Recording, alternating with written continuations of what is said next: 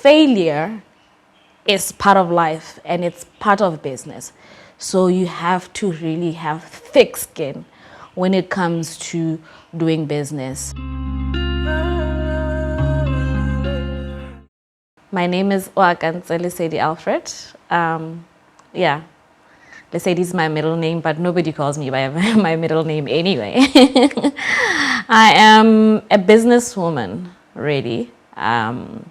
My journey with business, I can't even tell you when it started. I was raised by a group of business women who operate in different scales, and the core principles of business really are the same.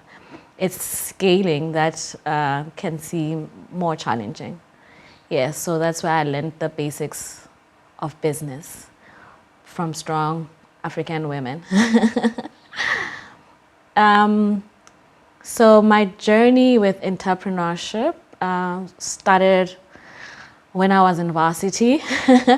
I wanted a car so bad, but my parents couldn't get it for me because I was very skinny. They were like, gonna be in an accident and whatnot. So I saved up my allowance to start businesses, cash loans, all of that. And by first semester, I managed to buy a car. And it was good, so why should I stop?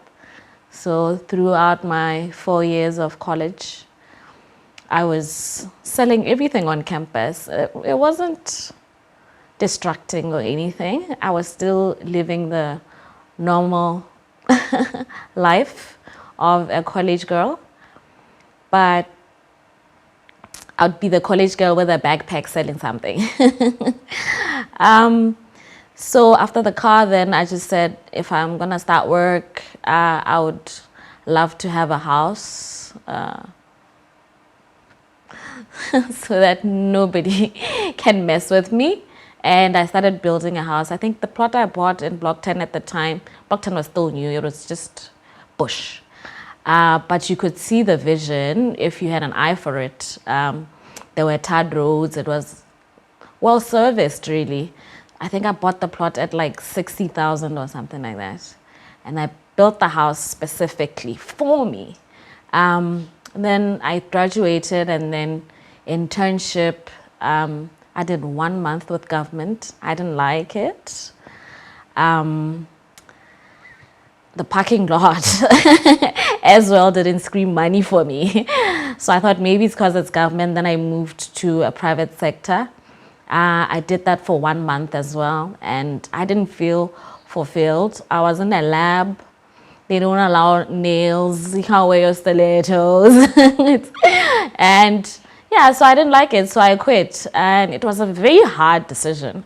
I mean, it's your whole career, right? And you had plans of working, and I'll just get a car, I have the house and whatnot. So after I quit, my only option now was to sell the house. So it was just a coincidence. It's not like it was overly planned or anything. It's just one of those things that just happened, really. So I can't say there is a time when I decided that I'm gonna be in business. In fact, I thought I'll just be in lab coats and whatnot. But in hindsight, I think it's one of the best decisions that I made. So when I sold the house, I didn't even know what I was doing really. Even in terms of advertising, I was standing there with a placard for the house. I didn't even know what I was going into. Is it even called property development? I was just this young, naive little girl with a dream of building, selling, and redoing it again and keeping on going. I couldn't even finish the first house that I built because I ran out of funds. So I sold it as is. So I made a little bit of a loss there. Well, it wasn't a loss, but I didn't maximize on the profits. I still like that house to this day. It had this whole open plan. Even in the bedroom, the tub would just be there, freestanding, and the design was just amazing. I think even to this day, the house still holds. Even in terms of design, it's modern, and this is over a decade ago. I didn't sell it for as much as I could have had I finished it, but it happens. So after that, I just kept doing it and doing it all over again, and I got lucky. It was at a time when it started booming, and I was possibly one of the first ladies to go into property development at a young age. I didn't invest enough when I started. For one, I needed cash, and no bank was gonna give me money because it's an unsecured loan. I didn't own anything and I didn't have a job, so it was challenging just getting financing and all of that. So I was a little bit slow because I'd then wait for the money from one house, but it was a very good time in property development. I remember prices were rising. We went from buying plots at 60,000 to buying them at 300,000. So wow, that also made the price was really good. It was really going up, and I just got lucky. It's not like things just worked in my favor. You know, there are a lot of factors that influence business, the business environment really, natural disasters, things like COVID, where your business is flourishing and suddenly you find yourself in this deep, dark hole, right? It's not only that, inflation can decrease or increase the appetite for customers to buy. Beyond just inflation, it's government policies as well. We've just heard that transfer duty threshold has been increased to 1.5, which will help with growing the appetite for new house buyers. So I think because I was comfortable, it took me over a decade to diversify my business. And thank God for COVID, because we were struggling, I had to think of new ideas. So that's when we decided to go into the service industry. Whew, and I'm loving it. To start a service industry is not as costly as to start a product.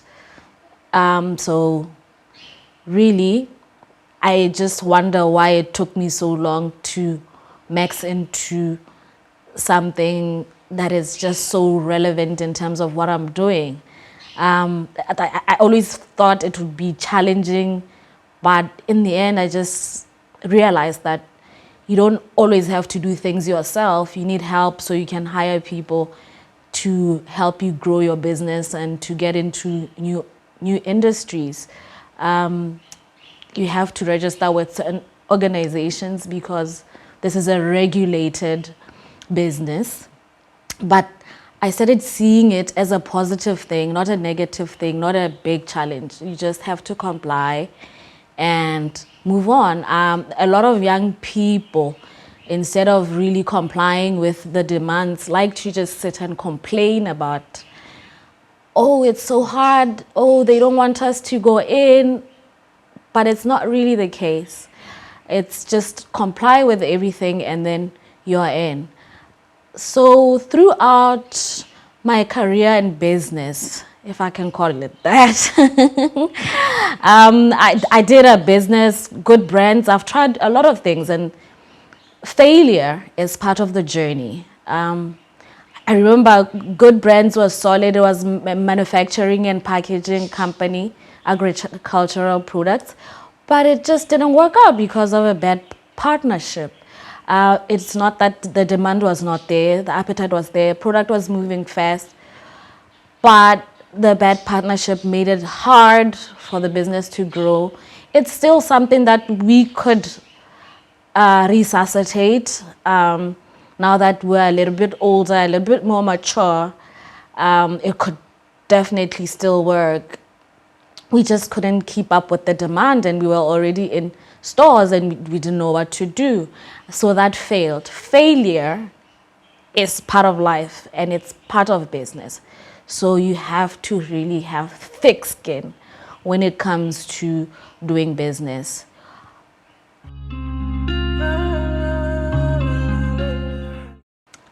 You will be shocked to know that I actually studied a Bachelor of Science degree in animal science.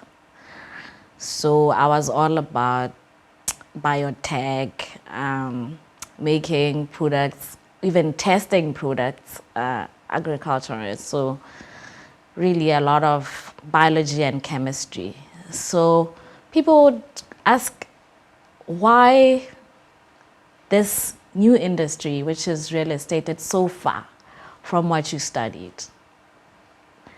To me, I've always loved fine things, and I've always loved looks, and I've always loved houses, which is why I built a house immediately when I was finished college. So really it came naturally that I would go into that. And I think the mistake that people make is formal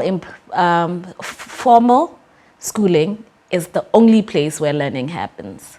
And people feel you have to always get a certificate from someone to validate you. But learning happens every day. We are on YouTube, we are on TVs, you're learning, you're reading, and you're learning. And more than everything, experience is the best teacher. You have to keep making those mistakes and learn. But what that does also, it puts me in a position to be able to be a consultant, in that somebody else will avoid the pitfalls that I went through. So they get a shortcut, which works. It's part of also giving back, you know. I don't have to let people go through the things that I went through. So that's why consultancy is now a big consideration for me.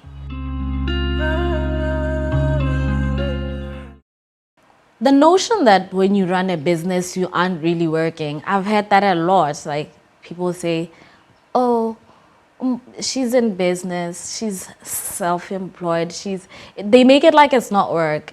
Business people put in more hours than people who have been employed by business people. So really, it's more than, when you're starting out, it's 12 hours every day, Monday to Sunday. You really put in the work, which can be very damaging and takes a toll on your body. But it's totally worth it in the end. If you're thinking retiring early. But the challenge also is that business people naturally don't know what retirement is. I could literally walk into a place and I'll be inquisitive. How much is that? Where do they make it? It just comes naturally, which is why it was so much easier for me to start this business, Marco Hardware. It's not just me, I have partners, but it's like moving up a food chain. You are developing, now you're moving up into the selling the products for construction. I didn't think it would fail. It's sort of like getting high on your own supply.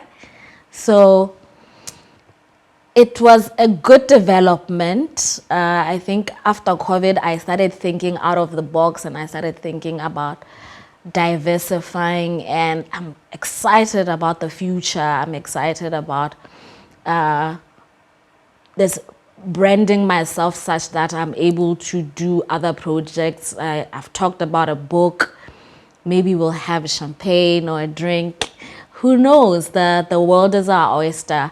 And really, I'd love to solidify my businesses, especially for LesediLebone in the service industry. I want people to know we're here and we're here to stay before we can even consider expanding into other countries. And I love how in Africa is rising. Africa is rising, so there's a lot of opportunities for all of us, really, if you just open your eyes. For me, my heart is with Africa, and I cannot envision living anywhere else in the world. Visiting, yeah, why not? But this Africa is where the money's at. Because I'm very passionate about Africa as a whole, and we are currently just doing business in Botswana, I would love to expand into other countries and experience new markets. You know, the thing about Botswana and Africa as a whole is that it doesn't operate and follow the international markets. And we absolutely don't have enough writers who are writing about our industry from Africa. So almost everything that we consume is from the outside world, and we don't obey the same laws as they do. And they have so much influence on how we, the banks or whoever, financiers, react to our market. Yet things are done so differently. So definitely writing, not necessarily about my story, but challenges into development, and really lending my knowledge to other African countries. I would not mind. In fact, I would be very excited if I went into new spaces and taught East African women how to get into property development, or speaking at events. Even I've done a lot of speaking locally, but for me to see it international, I can't even imagine. You've heard me talk about LesediLebone mainly on the development side, and I just added services, but I didn't tell you what kind of services we're into. We are architects, we are interior designers, we are property valuers, we are property consultants, we are a one-stop shop, everything property. And I don't know anybody who embodies what we bring to the table locally in terms of the number of services that we provide. And with experience in development and all of that, and I've told you I've love to tap in more into solidify our footing into the service industry.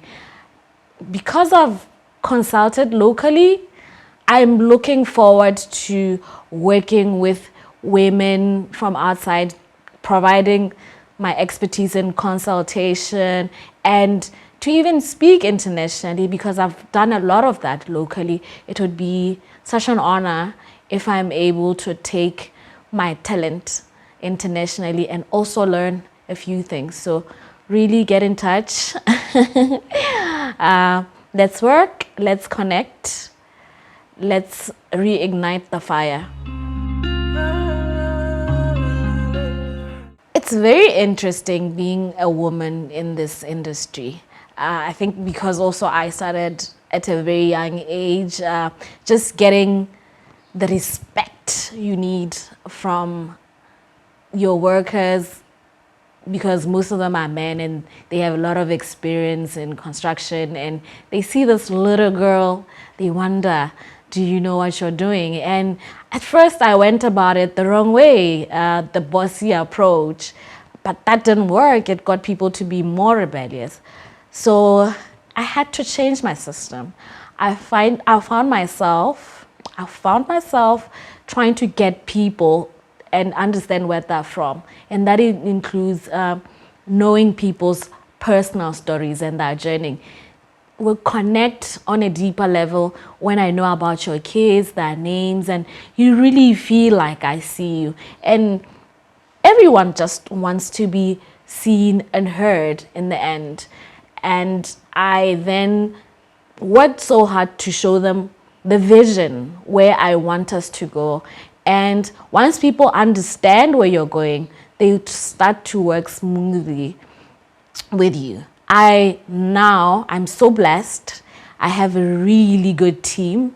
It takes years to build a team, and I'm happy that I can book out on a holiday and still work will continue. I'm really privileged in that regard, but I had to put in the work that is necessary. But being a woman in this industry is not necessarily just a challenge. For me, I feel it's a great advantage. Like locally, women buy more houses than men anyway. And even with married couples, the woman still decides which house we get. And what that does for me is then, because I'm a woman, I know what women like.